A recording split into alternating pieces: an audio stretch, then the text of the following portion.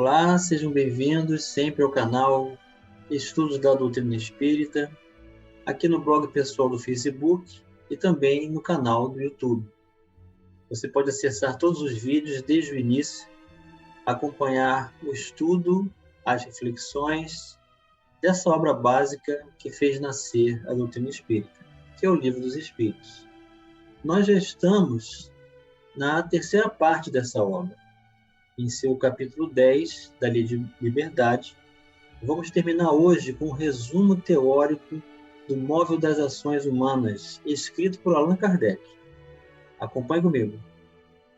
É a questão 872. Allan Kardec inicia escrevendo: a questão do livre-arbítrio se pode resumir assim: o homem não é fatalmente levado ao mal. Os atos que pratica não foram previamente determinados. Os crimes que comete não resultam de uma sentença do destino. Ele pode, por prova e por expiação, escolher uma existência em que seja arrastado ao crime, quer pelo meio onde se ache colocado, quer pelas circunstâncias que sobrevêm, mas será sempre livre de agir ou não agir. Então, esse resumo vai nos deixar bem claro o quanto que nós temos responsabilidade pelas nossas escolhas. E ele continua: assim o livre-arbítrio existe para ele quando no estado de espírito, ao fazer a escolha da existência das provas. Então, antes de reencarnar, nós, junto aos nossos mentores espirituais, nós configuramos, planejamos a nossa reencarnação e aceitamos pelo gênero de provas que vamos passar, sempre se reportando à condição física e, como encarnado, na faculdade ceder ou de resistir aos arrastamentos a que todos nós temos voluntariamente submetido. Então, aqui entra o âmbito moral. O livre-arbítrio permanece na condição de poder escolher, sempre no âmbito moral. Cabe à educação combater essas más tendências. Falo-á utilmente quando se basear no estudo aprofundado da natureza moral do homem. Pelo conhecimento das leis que regem essa natureza moral, chegar-se-á a modificá-la, como se modifica a inteligência pela instrução e o temperamento pela higiene. Então, Kardec está dizendo aqui que o nosso aperfeiçoamento moral, a busca pelo conhecimento dos valores do espírito, vão nos qualificar para fazermos melhores escolhas. Desprendido da matéria e no estado de erraticidade já vimos que é o ambiente do mundo espiritual, para o espírito que tem necessidade de reencarnar, que é o nosso caso. O espírito procede à escolha de suas futuras existências corporais, de acordo com o grau de perfeição a que haja chegado. E é nisto, como temos dito, que consiste, sobretudo, o seu livre-arbítrio. Esta liberdade, a encarnação não a anula. Se ele cede à influência da matéria, é que sucumbe nas provas que por si mesmo escolheu. Para ter quem o ajude a vencê-las, concedido-lhe é invocar a assistência de Deus e dos bons espíritos. Então, estamos diante das provas pelas quais todos nós temos ensejo e oportunidade sempre de ter êxito. Não ter êxito depende de equívocos, de falta de vigilância, falta do uso da vontade e determinação da nossa parte. Nós somos sempre os responsáveis pelas quedas.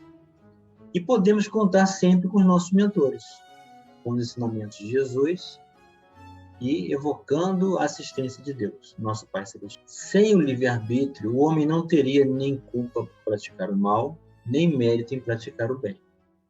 Então, é uma pergunta que todos fazem, né? Por que que as pessoas escolhem o mal?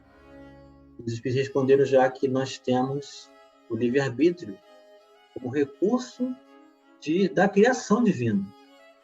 Então, se não tivéssemos livre-arbítrio, seríamos máquinas, não teríamos responsabilidade pelo mal praticado e nem mérito pelo bem realizado. Então, o mérito é o resultado do esforço, do trabalho constante, desse crescimento e progresso, para aurirmos toda a herança de Deus, às quais temos direito de adquirir, pela maturidade espiritual. E isto, a tal ponto, está reconhecido que no mundo a censura ou o elogio são feitos à intenção, isto é, à vontade. Ora, quem diz vontade, diz liberdade.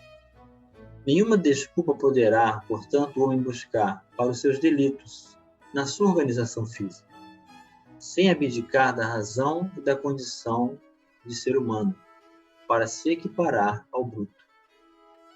Ou seja, é o espírito que se permite ser fraco, não é a carne que é fraca. Se for assim quanto ao mal, assim não poderia deixar de ser relativamente ao bem. Mas quando o homem pratica o bem, tem grande cuidado de averbar o fato à sua conta, como mérito, e não cogita de ter, por ele, gratificar os seus órgãos, o que prova que, por instinto, não renuncia, malgrado a opinião de alguns sistemáticos, ao mais belo privilégio de sua espécie, a liberdade de pensar. A fatalidade, como vulgarmente é entendida, supõe a decisão prévia e irrevogável de todos os sucessos da vida, qualquer que seja a importância deles. Se tal fosse a ordem das coisas, o homem seria qual máquina sem vontade. De que lhe serviria a inteligência desde que houvesse de estar invariavelmente dominado em todos os seus atos pela força do destino? Semelhante doutrina, se verdadeira, conteria a destruição de toda liberdade moral.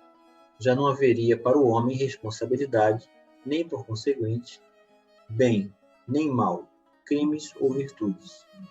Não seria possível que Deus, soberanamente justo, castigasse suas criaturas por faltas cujo cometimento não dependera delas, nem que as recompensasse por virtudes. Não seria possível que Deus, soberanamente justo, castigasse suas criaturas por faltas cujo cometimento não dependera delas, nem que as recompensasse por virtudes de que nenhum mérito teriam.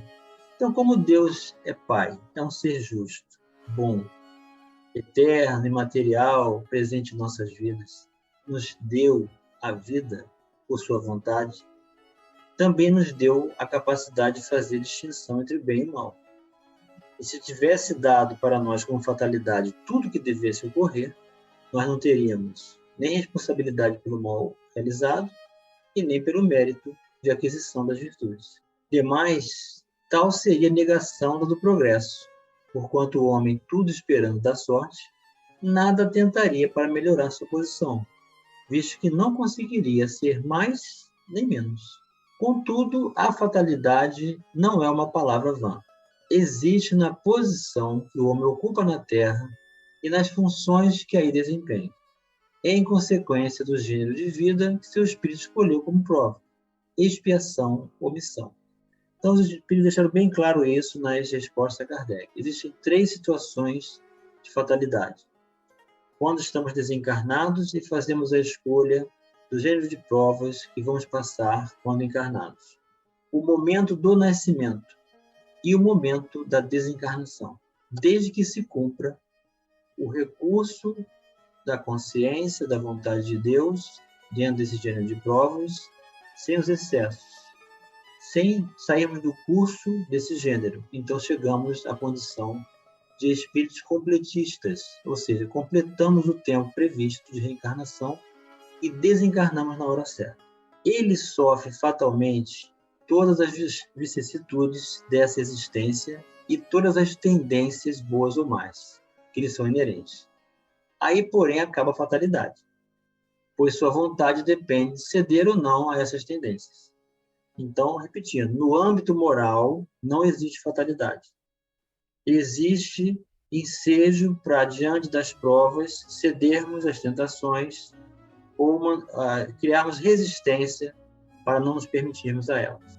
Os pormenores dos acontecimentos, esses ficam subordinados às circunstâncias que ele próprio cria pelos seus atos, sendo que nessas circunstâncias podem os espíritos influir pelos pensamentos que surgiram. Então, nós poderemos estar sempre nessa conexão de pensamentos que nos influenciam, mas a decisão final é sempre nossa. Por isso que os Espíritos dizem que existem arrastamentos, mas não irresistíveis. Há fatalidade, portanto, nos acontecimentos que se apresentam, por serem estes consequências da escolha que o Espírito fez da sua existência de homem. Pode deixar de haver fatalidade no resultado de tais acontecimentos, visto ser possível ao homem, pela sua prudência, modificar-lhes o curso. Nunca há fatalidade nos atos da vida moral. Então, agora com essa frase, ficou ainda mais claro que, relacionado à questão da moralidade, não existe um determinismo, uma fatalidade. Nós sempre estaremos em condições de aprender, de se equivocar, de errar, ressignificar, cair, levantar, até aprender. Não existe fatalidade no campo moral. No que concerne à morte, à desencarnação, é que o homem se acha submetido em absoluto à inexorável lei da fatalidade. Ou seja, desencarnação é comum para todos e tem momento certo para acontecer. Por isso que não pode escapar à sentença que lhe marca o termo da existência, nem ao gênero de morte que há de cortar a esta o fio. Segundo a doutrina vulgar, de si mesmo tiraria o homem todos os seus instintos, que então proviriam ou da sua organização física, pela qual nenhuma responsabilidade lhe toca, ou da sua própria natureza, caso em que lícito lhe fora procurar desculpar-se consigo mesmo, dizendo não lhe pertencer a culpa de ser feito como é. Muito mais moral se mostra, indiscutivelmente, a doutrina espírita. Ela admite no homem o livre-arbítrio em toda a sua plenitude, e se lhe diz que, praticando o mal, ele cede a uma sugestão estranha e má. Em nada lhe diminui a responsabilidade, pois lhe conhece o poder de resistir, o que, evidentemente, lhe é muito mais fácil do que lutar contra a sua própria natureza. Assim, de acordo com a doutrina espírita, não há arrastamento irresistível. Essas palavras são dos Espíritos a Kardec, quando ele pergunta se não existem situações em que não há como negar-se às circunstâncias, ao meio, a toda a influência. E os Espíritos falam do arrastamento. Mas por que ele não é irresistível? Porque na decisão final, que usa o livre-arbítrio, é sempre nossa de concordância ou de resistência, negando a condição. O homem pode sempre cerrar ouvidos à voz oculta que ele fala no íntimo, induzindo ao mal, como pode cerrá-lo à voz material daquele que lhe fale ostensivamente. Pode, pela ação da sua vontade, pedindo a Deus a força necessária e reclamando para tal fim a assistência dos bons espíritos. Então, permanecer conectado ao propósito dos bons espíritos, a oração e o uso do esforço constante pela vontade do que nós reconhecermos não ser bom para nós, é o processo de crescimento e aprendizagem. Foi o que Jesus nos ensinou por meio da sublime prece que é a oração dominical, quando manda que digamos: não nos deixeis sucumbir à tentação, mas livra-nos do mal. Esse mal não é o que está fora de nós, é o que está dentro de nós, e só ele é responsável por cedermos. Essa teoria da causa determinante dos nossos atos ressalta com evidência de todo o ensino que os espíritos hão dado. Não só é sublime de moralidade, mas também acrescentaremos e leva o homem aos seus próprios olhos. Mostra-o livre de subtrair-se a um jugo obsessor, ou seja, não existe culpa exclusiva de obsessor nas nossas vidas. Se existe conexão é porque há receptividade, como livre de fechar sua casa aos importunos. Ele deixa de ser simples máquina, atuando por efeito de uma impulsão independente da sua vontade, para ser um ente racional, que ouve, julga e escolhe livremente de dois conselhos um. Admitemos que, apesar disto, o homem não se acha privado da iniciativa, não deixa de agir por impulso próprio, pois que, em definitivo, ele é apenas um espírito encarnado, que conserva sob o envoltório corporal as qualidades e os defeitos que tinha como espírito. Consequentemente, as faltas que cometemos têm por fonte primária a imperfeição do nosso próprio espírito, que ainda não conquistou a superioridade moral que um dia alcançará, mas que nem por isso carece de livre-arbítrio. A vida corpórea lhe é dada para expungir de suas imperfeições, mediante as provas por que passa, e imperfeições que precisamente os tornam mais fraco e mais acessível às sugestões de outros espíritos imperfeitos, que delas se aproveitam para tentar fazê-lo sucumbir na luta em que se empenhou. Então, eis aí a necessidade de conexão com o corpo físico. Nós nos colocamos à prova de tudo que devemos aperfeiçoar em nós mesmos. Se dessa luta sai vencedor, ele se eleva. Se fracassa, permanece o que era, nem pior nem melhor. Ou seja, o espírito não retrograda. Será uma prova que lhe cumpre recomeçar, podendo suceder que longo tempo gaste nessa alternativa. Quanto mais se depura, tanto mais diminui os seus pontos fracos. Eis a vantagem de evoluir. E tanto menos acesso oferece aos que procurem atraí-lo para o mal. Na razão de sua elevação, cresce-lhe a força moral, fazendo que dele se afastem os maus espíritos. Todos os espíritos mais ou menos bons, quando encarnados, constituem a espécie humana. E como o nosso mundo é um dos menos adiantados, nele se conta maior número de espíritos maus do que de bons. Nós estamos na transição, saindo do mundo de provas e expiações para a regeneração. A qualidade dos espíritos encarnados, bons, serão maiores. Tal a razão por que aí vemos tanta perversidade.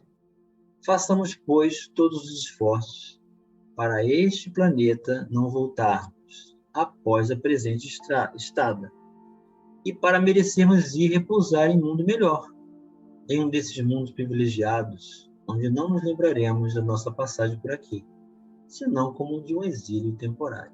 Então é dessa maneira que, quando nos posicionamos em vontade de seguir a luz de Jesus, vamos encontrar as adversidades das trevas normalmente no caminho. O mundo moral vai recair sempre no amadurecimento, no quanto estamos conectados, quanto estamos fortalecidos pela convicção e o quanto nos permitimos a ação dos bons espíritos para comungar com o nosso pensamento, nossas intenções e ocupações no bem com Jesus. Um grande abraço e até o próximo vídeo.